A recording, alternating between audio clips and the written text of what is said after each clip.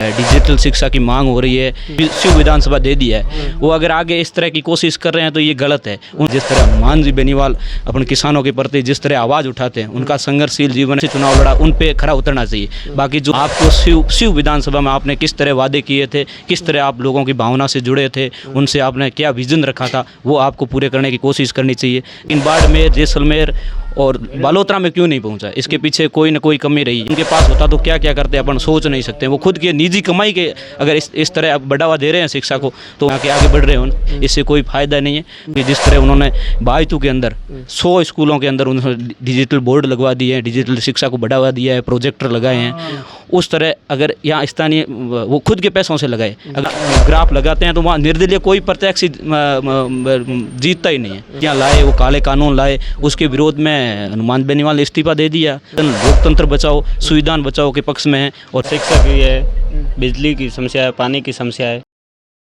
शिव विधानसभा के खड़ीन गांव में आउडा अठे लोग है और बात करो लोकसभा चुनाव के बारे में। कई नाम है थारो? मेरा नाम देवाराम है, मैं खड़ीन गांव है मेरो, और मेरी जो क्वालिफिकेशन वो जयपुर से हैं, और मैं बीए कर चुका हूँ, एमए कर चुका हूँ पॉलिटिकल साइंस में। आप गुलाल जी, आपका बहुत बहुत हार्दिक स्वागत है खड़ीन गांव और शिव विधानसभा।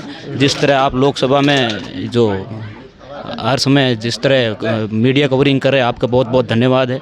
आप लोगों को जागृत करने का काम करें, आपका बहुत बहुत धन्यवाद। तो अभी लोकसभा का चुनाव काफ़ी नज़दीक आ गया है, क्या लग रहा है और क्या मुद्दा है यहाँ का स्थानीय? यहाँ स्थानीय मुद्दा यही है, स्थानीय रोजगार है, लोगों की शिक्षा के प्रति जागृत करना है। जिस तरह डिजिटल शिक्षा की मांग हो रही है, इसी प्रकार ये देखते हैं कि शिक्षा की बढ़ावा देने वाला कौन सा प्रत्यक्ष है। इस तरह गांव की भावना जुड़ी हुई है, लोगों की भावनाएं जुड़ी हुई है कि स्थानीय रोजगार है, यहाँ की मूलभूत सुविधाओं की कमी, उनको लेके कौन सा प्रत्यक्ष है, इसके बारे में अच्छा मतलब प्रोग्रेस कर रहा है। इसके इस तरह यहाँ अपन बात करें तो क्या कमी है?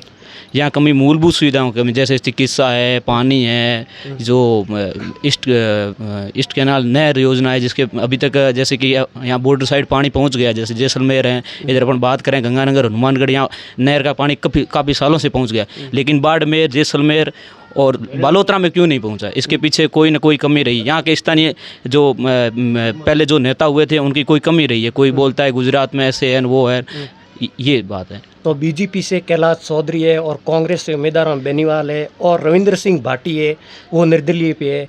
तो अभी शिव से वो विधायक भी है और दोबारा अभी ताल ठोक रहे। आप किसको सुनेंगे?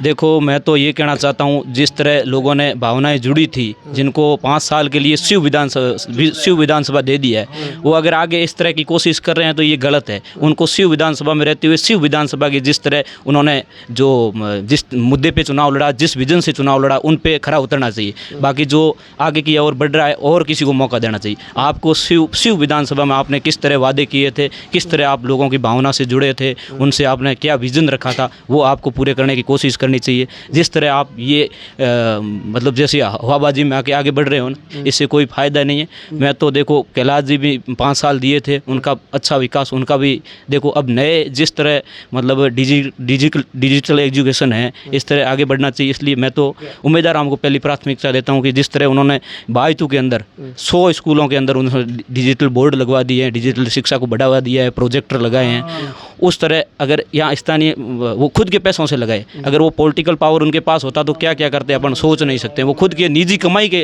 अगर इस तरह बढ़ावा दे रहे हैं शिक्षा को, तो उनको अपन को महत्व देना चाहिए, उनको आगे लाना चाहिए। इस तरह नेताओं को आगे लाना चाहिए, उनको मौका देना चाहिए एक बार। पर यहाँ से आप टक्कर में किसको मानते हो? देखो, मेरी टक्कर तो यहाँ पार्टियों की टक्कर है, बाकी कोई टक्कर मैं नहीं मानता। पार्टी, नेशनल पार्टी, अब देखो 545 सीट है, उसमें से 542 पे चुनाव होते हैं। और पिछला जिस तरह अपन रिकॉर्ड देखते हैं लोकसभा का, तो उसमें अपना ग्राफ लगाते हैं तो वहाँ निर्दलीय कोई प्रत्यक्ष जीतता ही नहीं है, कोई जीतता ही नहीं निर्दलीय। तो इस तरह मेरा कहना ये है कि निर्दलीय का कोई वर्चस्व नहीं है पूरी लोकसभा। जैसे कि अपन पूरे इंडिया की बात करें तो लोकसभा में यहाँ 542 सीटों पे कोई निर्दलीय कोई एक आधा जीत, बाकी कोई वर्चस्व नहीं है। इसलिए मेरा कहना है, उम्मीदवार राम जी और कांग्रेस पार्टी जिस तरह विचारधारा किसानों से मिली हुई है, लोगों से मिली हुई है, अब RLP जिस तरह हनुमान जी बेनीवाल अपने किसानों के प्रति जिस तरह आवाज़ उठाते हैं, उनका संघर्षशील जीवन है, और कॉलेज में जब से उन्होंने पॉलिटिकल शुरू की है उस हिसाब से वो जिस तरह आगे बढ़ रहे हैं, उनका संघर्ष किसी से जाना पहचाना सबके लिए। हनुमान बेनीवाल की आप बात कर रहे हो, तो पिछली बार 2019 की अपन बात करें तो एनडीए के साथ में थे, इस बार इंडिया गठबंधन के साथ में, कांग्रेस के साथ में है, और यहाँ से पहले आरएलपी में थे उमेदवार राम जी, वो अभी कांग्रेस में आ गए हैं। तो यहाँ की बात करें तो आरएलपी का वोटर है वो किस तरफ जाएगा? देखो, आरएलपी का वोटर तो पहले से ही भावनाएं जुड़ी है उम्मीदवार राम जी के साथ में। मेरा तो यही कहना है, अब जैसे कि इंडिया अलायंस के साथ गठबंधन हुआ है तो दोनों भावनाएं जुड़ी हुई है, इसलिए लोग सब इंडिया गठबंधन को प्राथमिकता दे रहे हैं और मजबूती के साथ है। सब कार्यकर्ता जुड़े हुए हैं, कांग्रेस के साथ लग गए हैं। जिस तरह पिछले अपन देखें किसान, पहले एनडीए का गठबंधन था हनुमान बेनीवाल का, तो जिस तरह उन्होंने किसानी विरोधी नीतियाँ लाए, वो काले कानून लाए, उसके विरोध में हनुमान बेनीवाल ने इस्तीफा दे दिया और पार्टी को वो एनडीए गठबंधन छोड़ दिया। तो अभी वर्तमान में इंडिया गठबंधन के साथ है। इंडिया गठबंधन लोकतंत्र बचाओ, संविधान बचाओ के पक्ष में है, और जिस विजन से चुनाव लड़ रहे हैं उसे सब पूरा देश लोकतंत्र बचाने के चक्कर मजबूती के साथ इंडिया अलायंस के साथ खड़ा है। ये क्या आपका क्या नाम? अचला राम, यहाँ के रहने वाले? हाँ, खड़े गए। तो यहाँ की बात करें तो समस्या क्या है? मूलभूत समस्या है, शिक्षा की बात करें शिक्षा की है, बिजली की समस्या है, पानी की समस्या है। तो कभी आप नेताओं से मिले नहीं? नहीं। अच्छा, तो इस बार लोकसभा का चुनाव काफी नजदीक है, 26 तारीख को वोट होने वाला है, आप किसको सुन रहे हो? उम्मीद भाटी या उम्मीदवार राम या कैलाश चौधरी? उम्मीदवार राम बेनीवाल शिक्षा ही संकल्प है। अच्छा, हाँ, ठीक है, इन्होंने आपकी बात रखी है। आपको क्या लग रहा है, आप भी कमेंट करके ज़रूर बताएं और वीडियो को शेयर ज़रूर करें।